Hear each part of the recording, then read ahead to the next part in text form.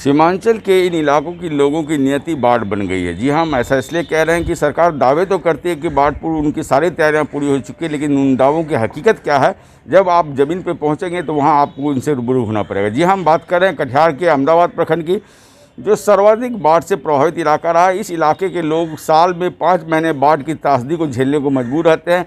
अगर बात कर ले अहमदाबाद प्रखंड के खट्टी भवानीपुर पंचायत, चौकिया पहाड़पुर पंचायत की, तो वहाँ कटाव भीषण तरीके से हो रहा है और लगभग 10,000 की आबादी जो है कटाव की जद में। लोग रात भर दहशत के आलम में जीते हैं कि कब उनका आशियाना कटाव की जद में आ जाएगा।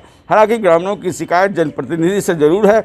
उनका कहना है कि वोट के समय जनप्रतिनिधि आते हैं और उनके साथ सुख दुख में भागीदारी होने की कस्में खाते हैं, और जीत कर जब विधानसभा पहुंचते हैं तो फिर उनकी सुधि लेने के लिए नहीं पहुंचते। साथ ही साथ ग्रामीणों का आक्रोश इस बात को लेकर भी है कि जो दावे जिला प्रशासन करती है कि बाढ़ के पूर्व जो कटाव निरोधी कार्य है वो पूरे कर लिए जाएंगे, वो इस मामले में धरातल पर शून्य दिखता है। तो कहीं ना कहीं ग्रामीणों का आशियाना उजड़ रहा है गंगा के कटाव की जद में।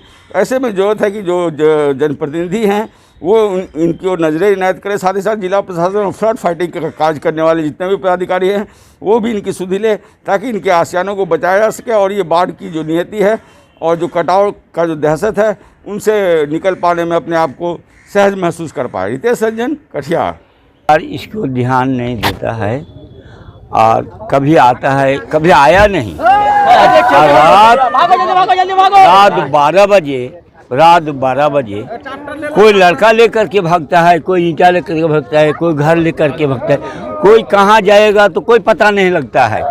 इसी हिसाब हो गया है। तो सरकार इसमें ध्यान नहीं दिया है और नहीं आता है। यही हम लोग को आपके ऊपर यही अनुरोध है कि इसको होना चाहिए कुछ। यही बात हमारे यहाँ हर साल इतना पानी हो जाता है और कटाव इतना ज़्यादा होता है कि घर द्वार जो है हम लोगों का खींचने का, ले जाने का भी कुछ ही नहीं होता है, समय नहीं मिलता है। इस बार भी वही हाल हुआ कि 10-15 घर अभी तुरंत, 100 घर तो पहले निकल गए हैं। देखिए पीछे तरफ, अब हमारे पीछे तरफ देखिए ईंटा ऊटा सब कुछ लगा हुआ है, और इधर देखिए अभी 2-3 रोज हुआ गया। और यहाँ जब खड़े हैं हम, यहाँ भी घर था। ये खींचने ले जाने का भी इसको समय नहीं, फुर्सत नहीं मिला, समय नहीं मिला।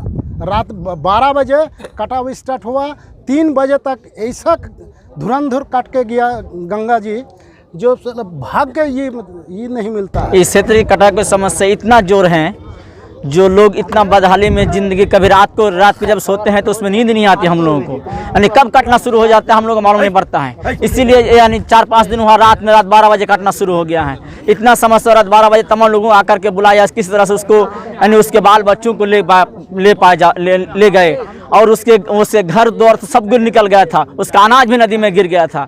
हम लोग बाधा से सबको रोते हुए, बच्चों को बिलबिलाते हुए हम लोग यहाँ से लेकर भागे। और इतने परेशानी में देखिए ना, यहाँ के कटाव के इतना कटाव जोर है कि हम लोग को बाड़ी उड़ी सबको फेंकने जाना पड़ता है। हम लोग यहाँ पर टट्टी का बाड़ी होता है, यहाँ पे घर होता है, टट्टी का घर होता है, और इसके ईंटा भी होता है, ईंटा को फेंकर चले जाते हैं, टट्टी को फेंकर चले जाते हैं। हम लोगों को इतना फुर्सत नहीं मिलता है कि हम इन तमाम सामान को ले जा पाए।